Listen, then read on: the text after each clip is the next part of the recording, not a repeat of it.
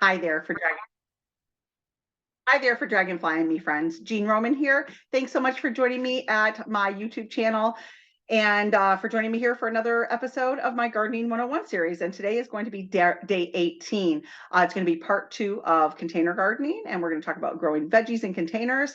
As always, I've created a beautiful PowerPoint to show you pretty pictures and talk to you and give you some details. And as always, if you enjoy this episode and if you feel you gleaned something from it, some value and learned something, please smash that subscribe and like buttons. It helps the YouTube algorithm to show my content to other people who may be looking for gardening and cooking and other things that I post here. But genuinely appreciate it. So thanks in advance. I'm going to, like always, share my screen with you. Today, I am going to be going back and forth from sharing my screen to this because I actually have a few things I want to show you. And I want to be able to see it larger as opposed to me in a little box in the corner. So let's get moving. Let's roll into the PowerPoint. So I'm going to share my screen. Here we go. Share and slideshow. I don't know why I didn't do that, but okay, there we go. Yay. Welcome. Thank you again for joining me, Jean Roman, at For Dragonflies and Me, where I'm going to talk to you about tips and tricks for the home and garden and so much more. And there I am in my garden at my other home, my raised bed garden. Super excited. I'm going to be establishing a whole new garden here and working to that. But if you haven't been here before, I'm Jean Roman, author, podcaster, YouTuber, influencer, and lover of all things gardening and cooking. And I just want to thank you again for joining me here today for another episode of my Gardening 101 series.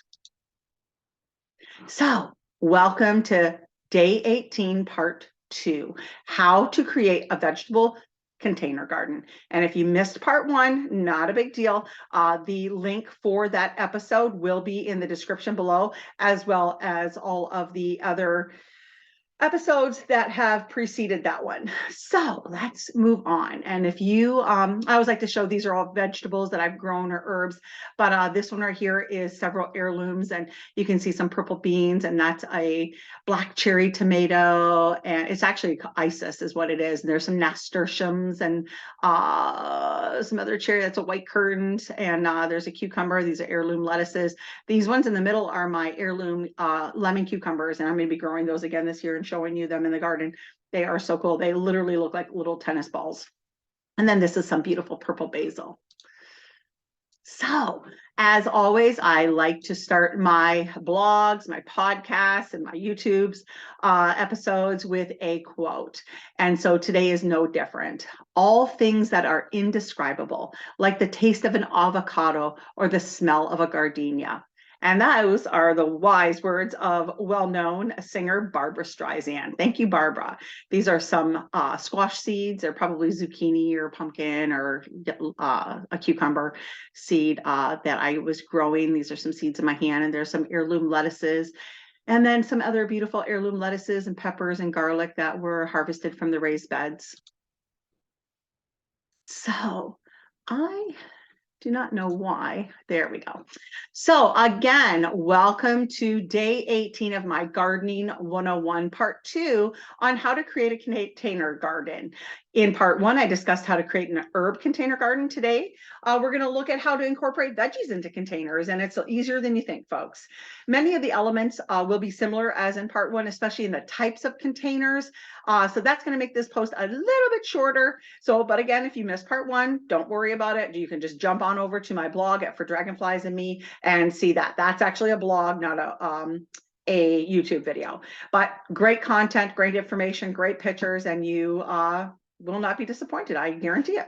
So if you are, whether you're a novice gardener who may be wondering how you can grow veggies in containers, today's your day. You may also be an experienced gardener who is considering the option of moving your veggies from the standard tillable garden to downsize maybe, or you may just want to utilize your space more effectively. And container and raised bed gardenings kind of are the same thing. Raised beds are just another form of a container to garden in. And so that's what we're going to be discussing today. I'm going to show you the benefits and some cool ideas. So If you've been eyeing up container gardening lately, then you're probably wondering what it has to offer you, right? As you all know, I'm a huge advocate for containers and raised bed gardening.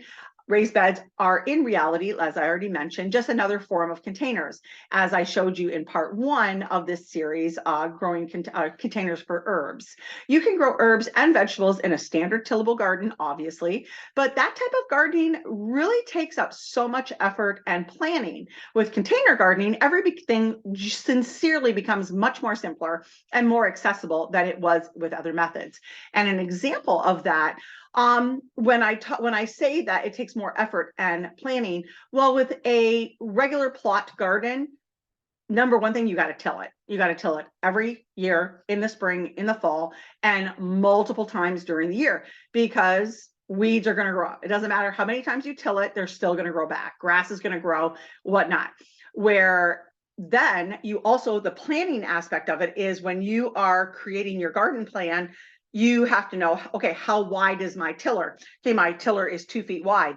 So now you have to make sure your aisles are at minimum 2 feet wide, plus another foot on either side.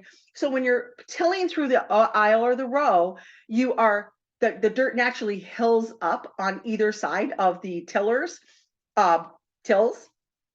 and it kind of hills up. So if you don't leave that space, all your plants in your rows are going to be buried in dirt and more than likely die, and so, or be damaged severely. So those are two main factors that I always try to explain to people when they're trying to, do I want to have raised beds, or am I just going to till up a portion of my yard and plant?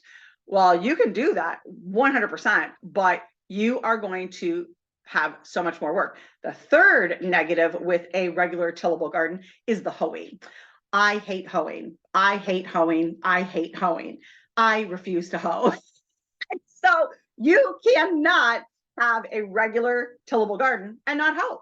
So you got your tiller, you're going down. And now along all of your rows where your plants are, well, you can't till there, you're going to till up your plants. So you have to take the hoe and hoe around all of the plants, making sure that weeds do not suffocate your plant, what you want to grow, your tomato, your green bean, your lettuce, whatever it is.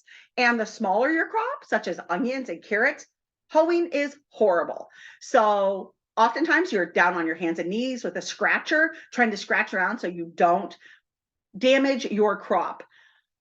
I hate hoeing, and I'm going to flip on to there. So all of those things that I just said, tilling, hoeing, being down on your hands and knees, scratching around little plants because you can't damage them, and having to plan is all gone with raised beds and containers. And we're going to talk about that. You still have to plan, but differently, which I just did my blog on how to garden plan and design your garden and whatnot. So that's also in my series, and you can see that over at my blog as well. So have you been wondering, now that we talked about this, how do I get started with a vegetable garden? Or just, how do I if I want to just grow my own vegetables at home, how do I do it? Where do I start? Well, a vegetable container garden might be just the answer you're looking for. A vegetable container garden is essentially an easy way to extend the space of your yard so you can grow plants more effectively. So on that note, if you don't have a yard, if you're an apartment or a condo dweller, no worries with containers, because, and this is like away from raised beds, but with containers, I'm sure you all know those beautiful railing window boxes, but they sit on either your deck railing or your porch railing. Those are great containers to grow lettuces in. I'm going to get more into that. I don't want to get ahead of myself, but I get so excited. Y'all know how passionate I am about this topic, gardening and raised beds and heirlooms. And so I love talking to you guys about it. I love sharing all my knowledge and experience with you, because I have over 30 years. And so I have done it. I have done just about everything gardening. So what I want to talk about to you today, again, is how to utilize that. So keep in mind, apartments and condos, if you have just containers, you can still have a very nice variety of vegetables and even some fruits. So let's move on.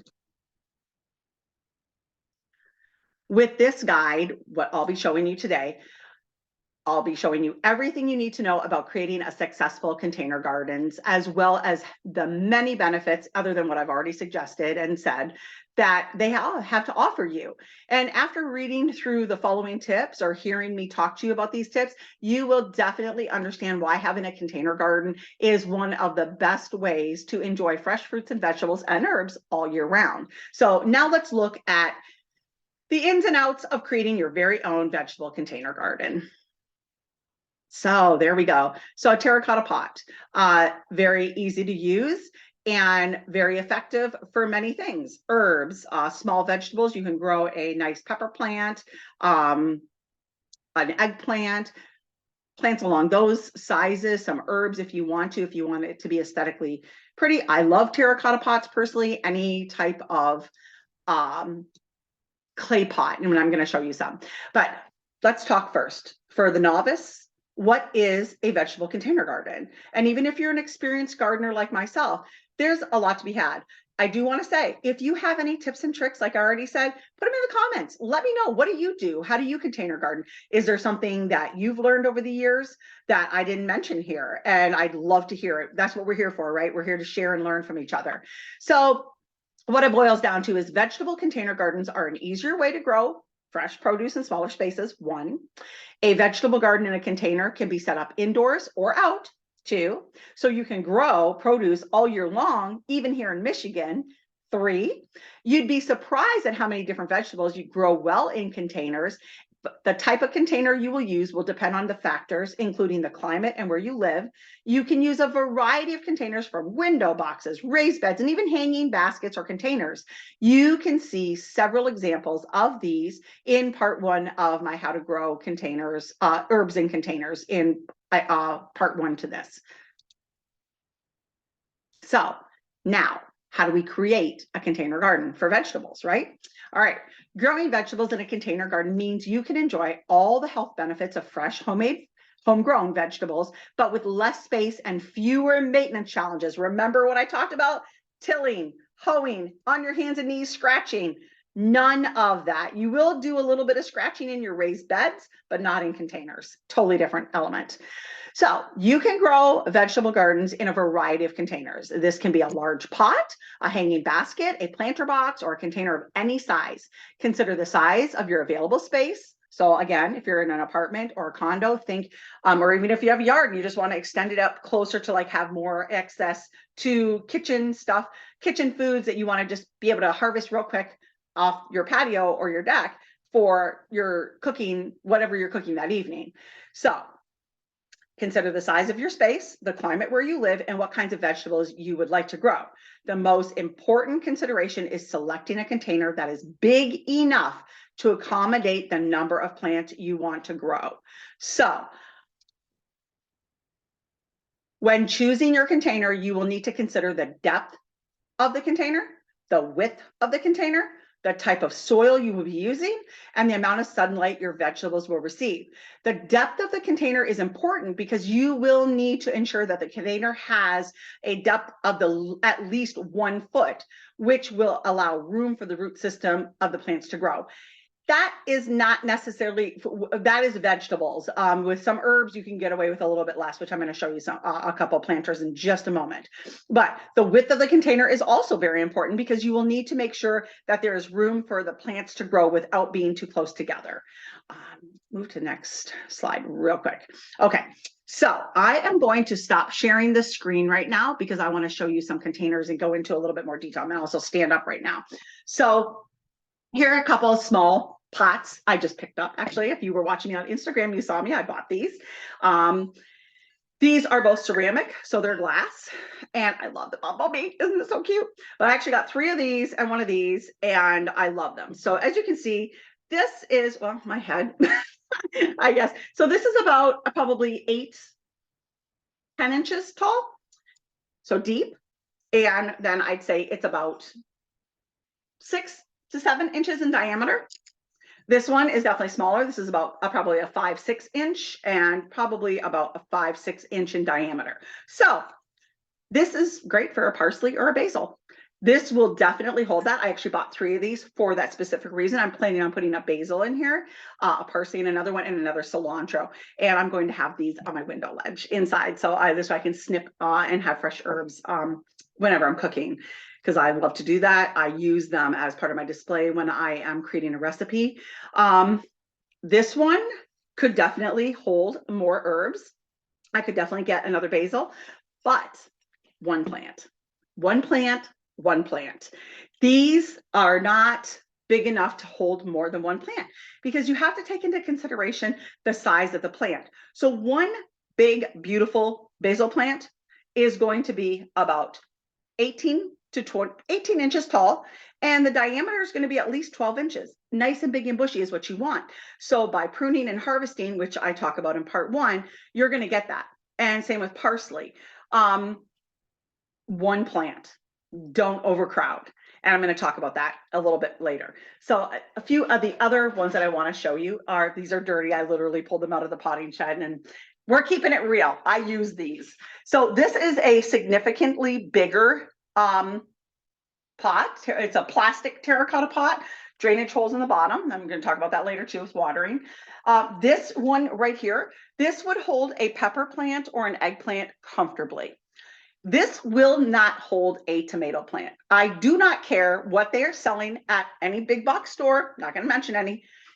You will and you can buy tomatoes in these, and if they're a dwarf hybrid, they will do okay. So like a cherry. There are 2 types of tomatoes, indeterminate and determinate. An indeterminate tomato means that it is going to set a blossom continually until the plant dies. And from each of those blossoms, you're going to get a fruit, a tomato. Determinate tomatoes have a set number of tomatoes it's going to grow.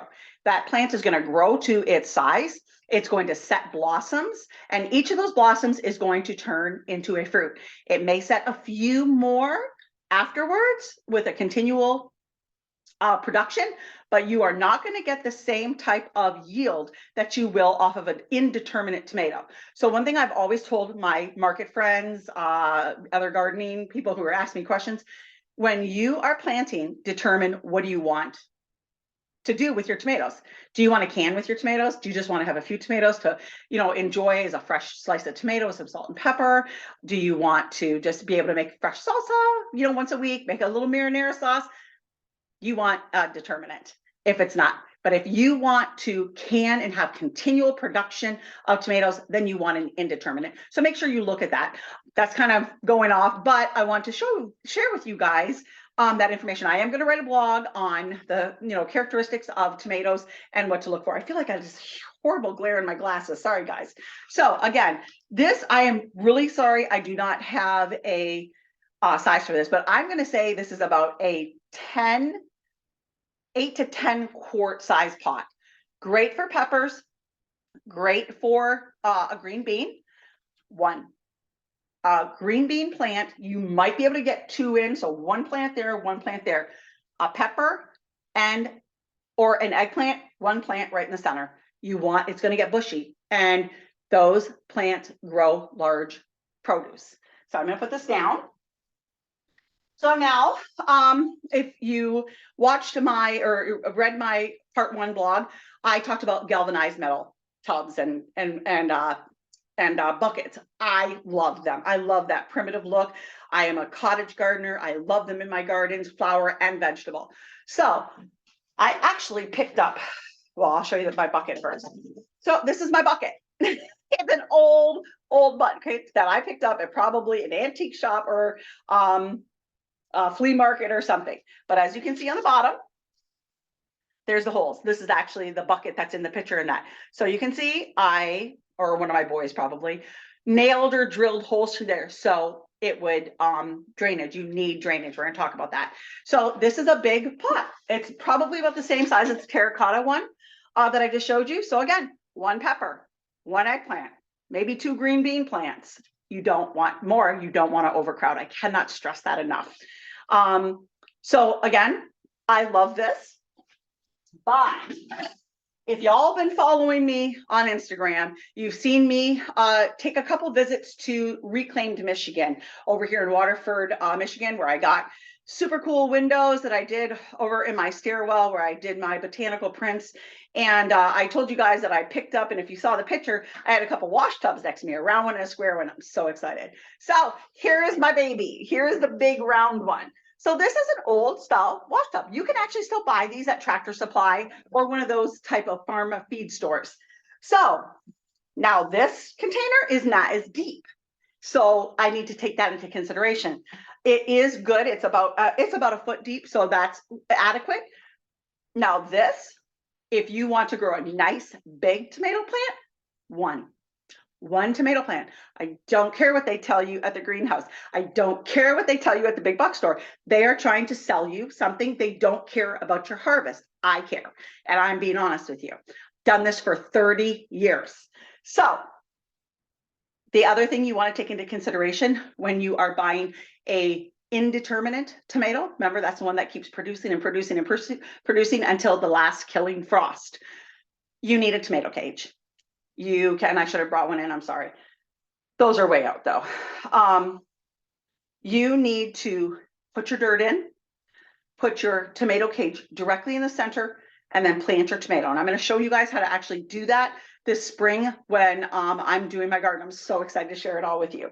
But that is what you want to grow in here. So if you're just, you and your partner, you and a kid at home, one child or whatever, even two children, and you just want to have fresh tomatoes, this is for whether it's an indeterminate or determinate, this is a great container. This is a great container. You can buy these in the wooden, like the whiskey barrels. You can buy those as planters, one plant. You can, however, around the perimeter, I'm gonna lean this up on my table. So around the perimeter right here, so you got your tomato in the center. So look right there, right? Around the perimeter, plant some onions for scallions. Plant a marigold. That's okay, because it's going to keep away some bugs. Remember my companion planting blog? If you didn't see that, that's in my gardening series as well. So plant some garlic, plant some onions, plant some carrots, and then you can have a salad garden. I wouldn't plant anything else unless you plan on plucking off the bottom leaves. Then you can maybe have some low growing. And I'm going to be doing this. I'm going to show you guys everything in the spring when I start doing this. But other thing you could do with this is you could actually put 4 green beans. You could put 2 peppers, 2 eggplants with maybe a lettuce. You can incorporate marigolds and onions with tomato stuff. You definitely don't want to do any onions with any type of beans though. Again, companion planting, follow up on that. So I have a square one and a round one, and I cannot wait to plant them. So I'm going to put these back over here. And I'm going to come back and I want to show you one more thing. Soil. I also want to just put a disclaimer out there. I have no affiliate linking yet. I'm really trying to work on that, but I got to get more subscribers. So please subscribe. But the right soil mix is the first start. And again, I'm sorry for the glare. This is Jiffy Natural Organic. It's a seed starting mix. I also will pick up container gardening. And in my blog post with this, actually you'll see it in this PowerPoint, there is raised bed. There is container garden soil. And the reason it's different, if you're saying, oh, what's the difference? Well, there is a difference. So let me just tell you. When it is a container garden, and we're going to talk about this, you have to water them more because they're not in the ground. They're not having the natural water, right? And so those type of soils have natural elements in them that help retain water. Other thing that's important with it, and I will talk about this briefly at the end, is mulching. Use your grass clippings. It's a green manure, and it'll break down and go into your soil.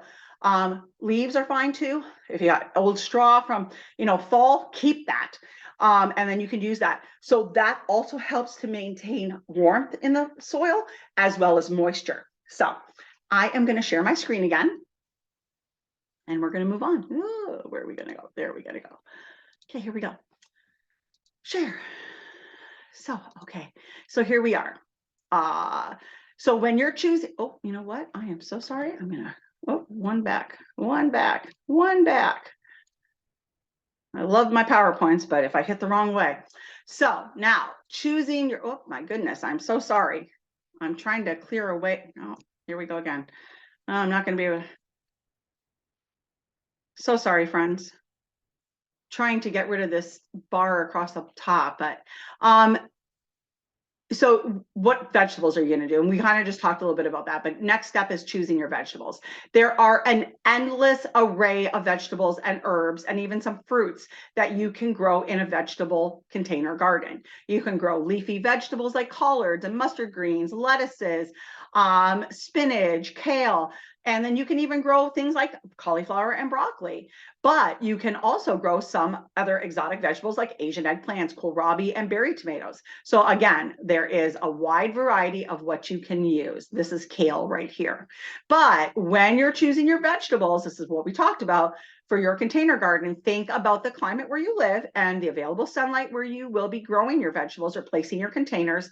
If you live in a mild climate, you can grow vegetables that are hardier and don't require as much care.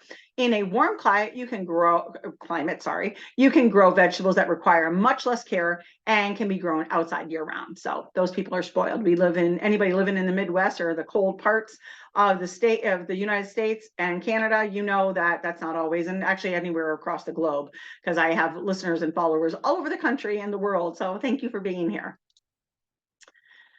Plant the seeds and get growing. That's the next step. Yay! Once you've chosen your vegetables, you can start the planting process. You'll need to sow the seeds into a soil of into your chosen container, and then ensure that it gets enough water to germinate and grow. You don't want to mulch at this point yet. You want to mulch when the plants are about 6 inches tall and they have like at least 2 sets of true leaves.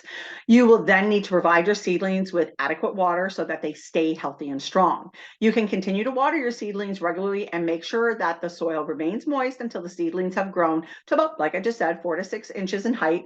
But during this time, you'll want to make sure that the container has enough room for the root system of the plants to grow. You will want to be careful when spacing your plants so that they do not crowd each other, which is what we talked about. There's some baby lettuces. Oh, they're so beautiful. I just love them. Once your seedlings have reached this height, you can transplant them into the soil of your chosen container.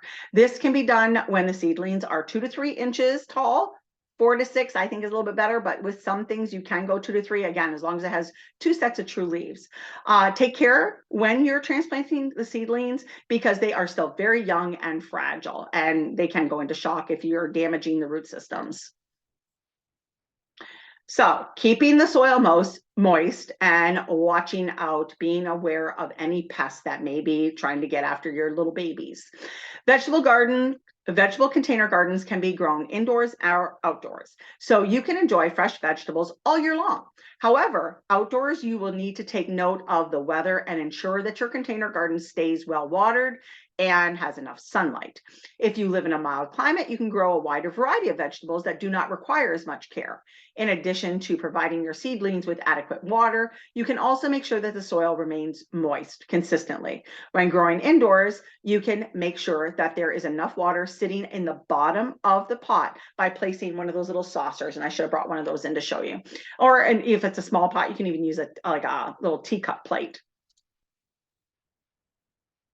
When growing outdoors in a sheltered location, so like if you have a greenhouse or a hoop house, you'll need to make sure that the soil remains moist, but not oversaturating it. Mulching your containers, like I mentioned, and you can see these are my raised beds that I had in my hoop house previously. The aisles and the raised beds are all mulched with straw, and it keeps back the weeds and it keeps back anything that you don't want popping up, weeds, and it also holds that moisture and the warmth in. So mulching your container plants helps to ensure that that soil remains moist but not soggy. So I want to talk a little bit more about watering. There's a few things that I wanted to mention. So first and foremost, when you are watering your plants, you want to water the soil. You don't want to water the leaves of the plant, especially tomatoes. It does help spread mosaic virus disease, which is a mold, and also black mold spots. So when you're watering tomatoes, for instance, this is the one that I really wanted to stress. If you overwater a tomato, the bottom of the stem, right where the dirt is, and up like right there, it'll start to turn yellow and it'll almost pinch itself off. And that is a sure sign that you are overwatering it. Also with the leaves wilting, which tricks some people to think, oh, the leaves are wilting, I need to water it. And so they keep watering and watering, and they're just killing your plant. So with tomatoes, when you soak the soil, do not water the plant. Soak the soil with a nice light shower. You don't want to spray it hard, splashing up the dirt, because you will damage the roots, you'll damage the plant and the stem. Saturate the soil, soak it good, and then leave it. After 3 or 4 days, depending on the temperature, how hot is it outside? Are you watering every day? Is it spring where you don't have to? When you're watering your tomatoes, take your finger and put it along the edge of your planter, right at the edge, and to about your second knuckle. If you can still feel moisture, don't water it. The next day, do the same thing. If you can still feel it's pretty wet, don't water it. When you can feel that it is getting dry at the tip of your finger and to that first knuckle, then you can water it in. Soak the soil, let it go. Remember to mulch it. If you overwater your tomato plant and you get that little yellow stem and you're like, oh no, do not despair.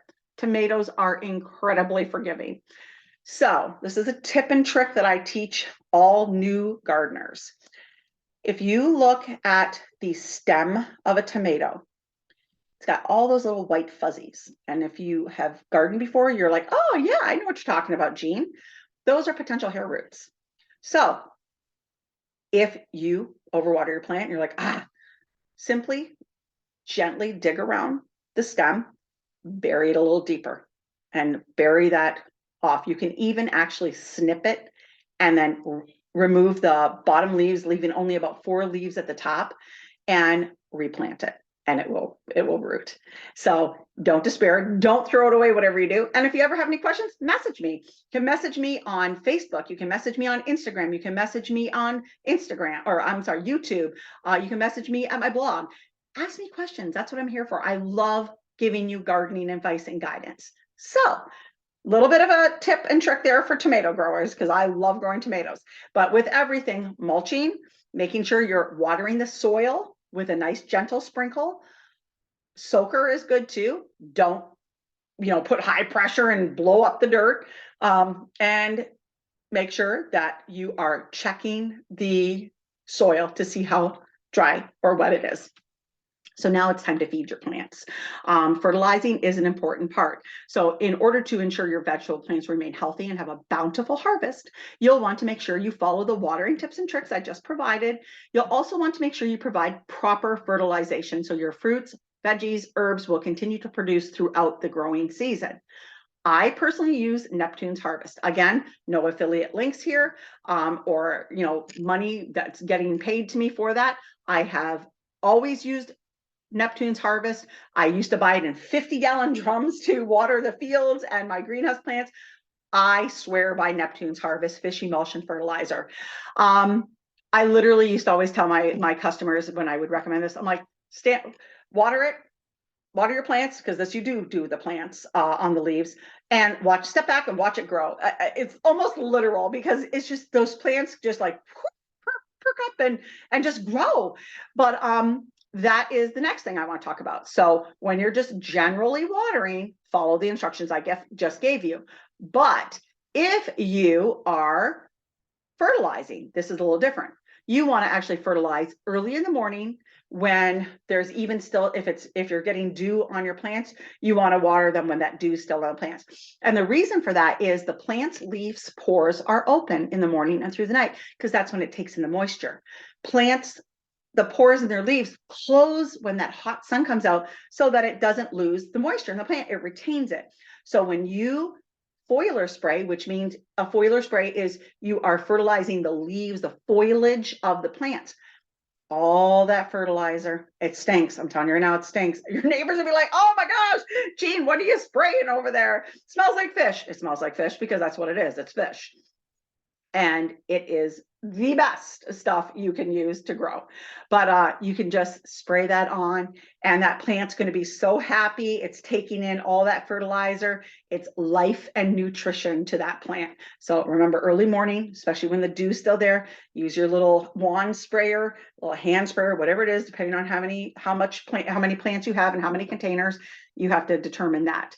But understand that there are many different ways to fertilize your vegetables. So like I always say, be sure to read the plant tag, read the seed packet description in order to have the optimal success with your plants. It's going to give you all the guidance that you need. I also would like to just say one more tip with that. I always keep a Ziploc bag or a notebook or something where if there's something new I am growing that year, I keep the tags, because I'm not familiar with that plant or what its needs are. And so I will keep those so I can refer back and make sure I'm taking care of my plants properly. So this is what I was talking to you about earlier of what to use in your containers. You can buy an all natural raised bed and potting mix. Again, this is going to help retain moisture. It is manufactured and put together for containers. Use it. Don't go cheap. It's got a fertilizer in it. It's got natural composting in it as a fertilizer. So you can trust that. But there are so many benefits to growing your own fruits and vegetables and herbs. And one is simply the ready availability of those fresh fruits, vegetables, and herbs whenever you need them. Then there's also the savings in how much food you will need to purchase. People get really surprised when they see their grocery bills go down in the summer, the spring, summer, and even the fall, because they're not buying tomatoes. Tomatoes are so expensive. They're not buying lettuces. They're not buying radishes. They're not buying onions or potatoes or carrots or anything else that you normally buy that you can grow. So that's just another benefit of growing your own vegetables, whether it is in a tillable plot garden, in raised beds, or in other types of containers. So I'm so confident you will want to start container gardening now that you've heard all of these incredible benefits. But where do you start, right? And I do just want to say, so this first picture, this was out on our farm in the past. This was a new raised bed garden. As you can see, we're building, and my son Ryan and my baby Aaron, they're filling the raised beds. These were ones that were already there. And then here is a raised bed with seedlings and mulch. So those are grass clippings. And then there's some of the fruit of the labor. So let's move on. So choose appropriately sized containers for what you want to grow. They must be large enough to accommodate the mature size of the plant. The mature size of the plant. I know when you plant that little seedling, you're like, oh, I can add more. I know I can add more. You can't. You cannot add more. You do not want to crowd them. Trust me, please.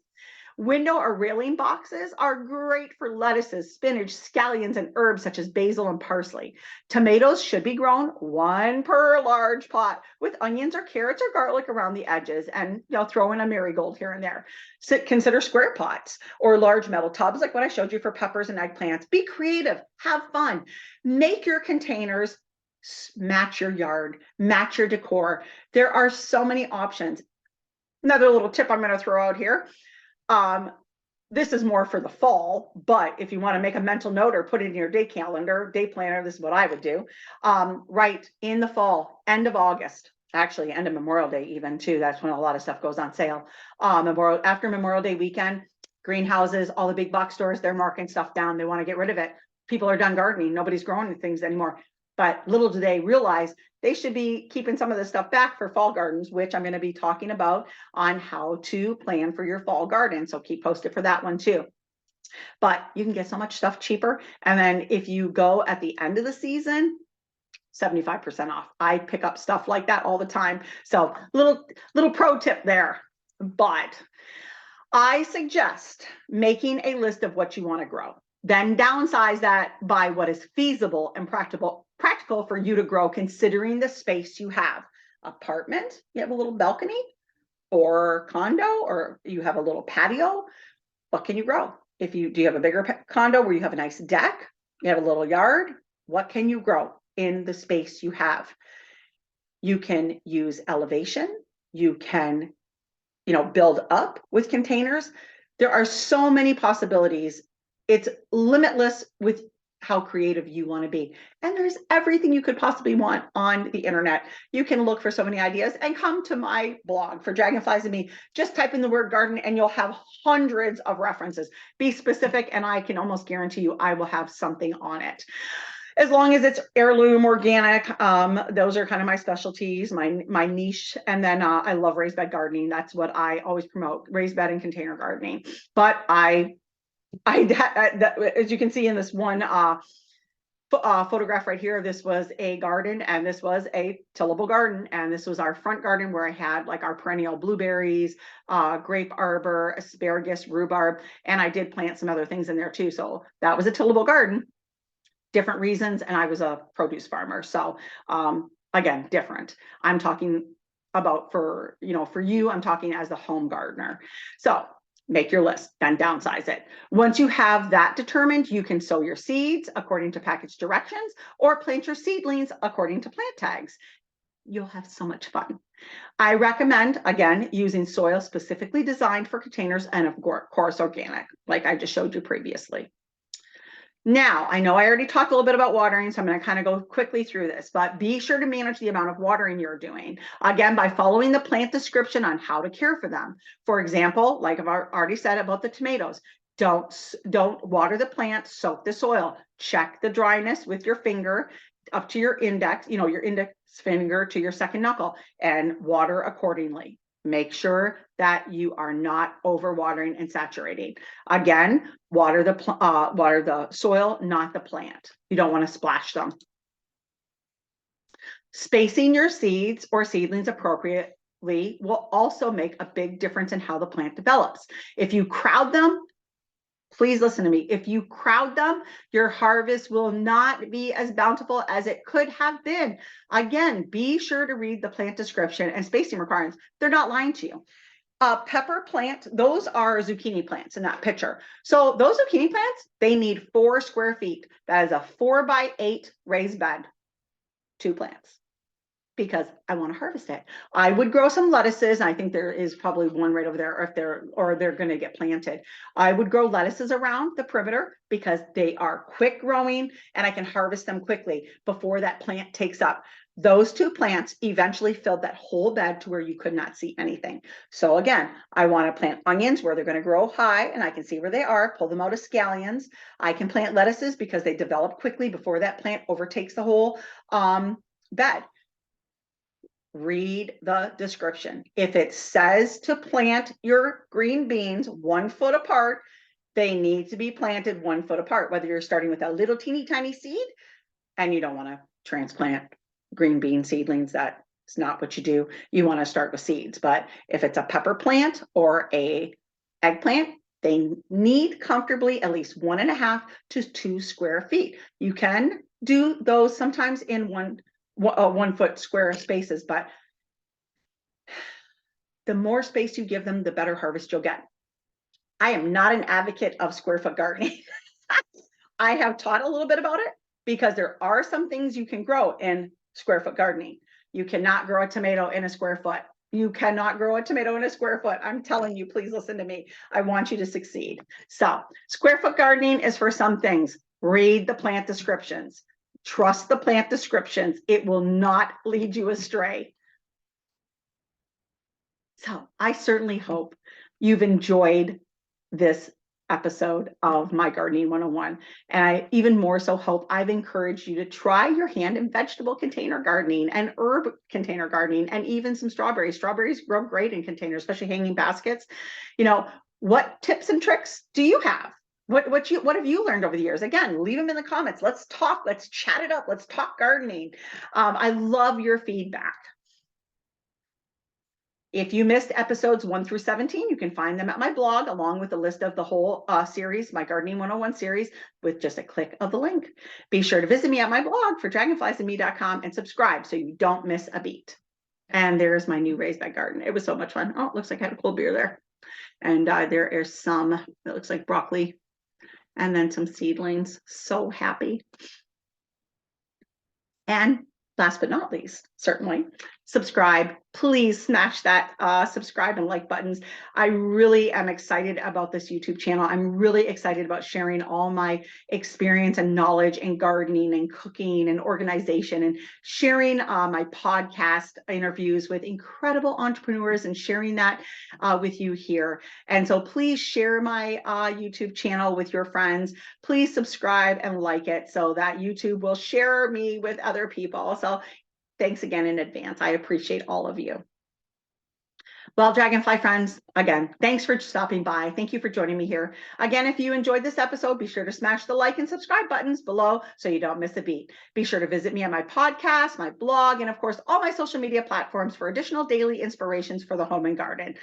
But as always, I'm going to stop sharing the screen. As always, friends, I love being here and sharing all of these tips and tricks with you. So until next time, be sure to eat fresh, shop local, and have a happy day. Bye now. See you next time.